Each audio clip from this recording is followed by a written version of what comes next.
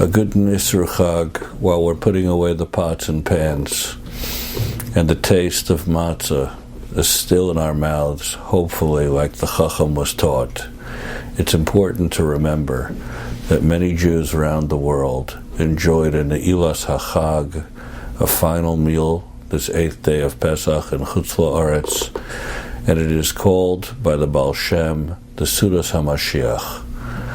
Pesach is the holiday of Geula, it's the holiday of redemption, and we cry and we pray every single Shabbos, V'hu yashbienu baracham oshenis li'enei kol chai, that's the reason, and that's the hope, that the same way that he took us out of Egypt, he's going to take us out of this exile. And I heard in the name of Rav Hutner many years ago that one should never say Yom Tov is over, but one should ask, what have I taken through Yom Tov? I've been through Pesach. What am I taking with me? I personally, along with so many I know, have been thinking more than ever about the concept of Moshiach. The world is in this state of pandemic. We're all in it together. Everybody's looking to the heavens for some type of guidance, because guidance isn't coming from anywhere else with clarity. And so I stumbled upon a sefer with the help of my children that Rav Schwab authored. And it is a likud, it's a collection of all the different places in the Torah and in Chazal that teach about forecasting when the time of Moshiach will be like. And you might ask, why did Rav Schwab write this book? And he tells us in the introduction that in 1938 he had the opportunity to have a visit in Baltimore with Rav Elchanan Wasserman Zatzal, Hashem Yimkom Damo, the prize Talmud of the Chavetz Chaim. And he asked him directly, since we have the responsibility to wait for Mashiach every single day, Acha Sha'alti Me'es Hashem, the Rambam says in the Principles of Faith, and we pray that Hashem should send the Mashiach B'karov. Should we be sure and confident that he's going to come with immediacy and with no delay? And he wrote back an answer to Rav Schwab. And in that answer he states, Berigshe kavod va'ava, with emotional honor and love I answer you, that certainly Mashiach is going to come behesach hadas, with immediacy, in the blink of an eye. And we know, v'lo shamu el Moshe mikotza ruach ume'avodah kasha, that just like in Egypt, the Jewish people couldn't hear it when Moshe was forecasting their geula, because they were so tied up with the chaos around them. In the world that we're living in today, similarly, we're also tied up with plagues all around us. Said Rabbi Elchanan, I heard many times from the Chavetz Chaim, that at the end of our exile, V'yesh v'sof golus Mitzrayim kimei tzeischa me'eretz Mitzrayim arenu neflaos. We need to learn from Pesach. We need to learn from our exodus from Egypt what our ultimate redemption is going to be like.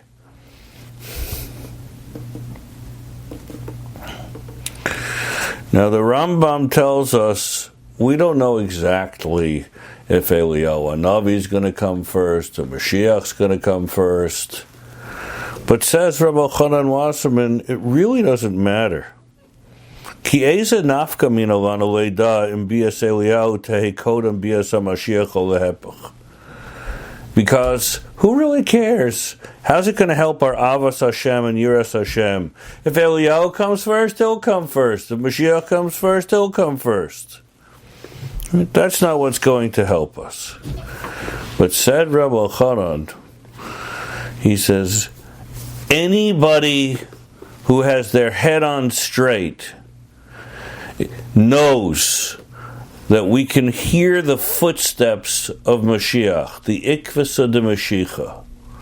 It's clear as day, clear as the sun, for anybody that looks into the writings and of Chazal, that all of the simanim, the signs, are upon us. But you're not allowed to walk around and promise people that he's going to be coming with immediacy, because if you do, that's Eda Sheker. Right? We were all ready to pack our suitcases tonight. Well, we don't know exactly how long it'll be. But then Rav Schwab hears from Rabbi Elchanan, he says, the truth is, it has come upon me in my mind, I thought about for many days, that what would be a great thing to do would be to sit down and write down all the psukim and the Maimari Chazal and the Rambam and the words of the prophets. And so it would all be in an orderly fashion to show for anybody who wants to see what are the forecasting signs of when Ben David is going to come, and they'd see it ba'aspaklaria me'ira, with a clarity. He says, and if I had time to do it, I'd do it myself. He says, but any spare minute I have, I'm writing over my shiurim. So I don't have the time to do it. Well, Rav Schwab decided to take this on himself. But he was not able to get it to Rabbi Elchanan because he was slaughtered by the Nazis for a haskama. However, we have the work that was inspired by Rabbi Elchanan, and I'm hopeful that we're going to be able to spend time in little podcasts, little shiurim together, so that we keep the taste of Moshiach on our tongue. Now that Pesach we've been through Pesach, we can't let that feeling go. And one of the ideas I saw in the Sefer Tzipisa Yeshua by the Chafetz Chaim is that he says the same way that we say in the Seder, Chayav Adam Liros Asatzmo, a person has to see themselves as if they were leaving Egypt. He encourages us that in our mind's eye, we should consider, what's it going to be like when Mashiach comes? How much light is going to be reflected from us? Are we going to be like the moon in the beginning of the month, or like the middle of the month? Or are we going to be maybe even like some rays of sunlight? One thing is for sure, it's time to double down. If we have more time in the home now, if we're staying off the streets, if we're keeping away and keeping our social distancing, it means we have more of an opportunity to work on ourselves. And one of the things we need to work on is one of the questions we're going to be asked when we get to heaven. Tzipisa Yeshua, did you crave and look forward to the days of Moshiach? We will continue this series, thanks to Torah Anytime. Again, a good Nisru Chag, and let's hope we'll see the days of Geula soon.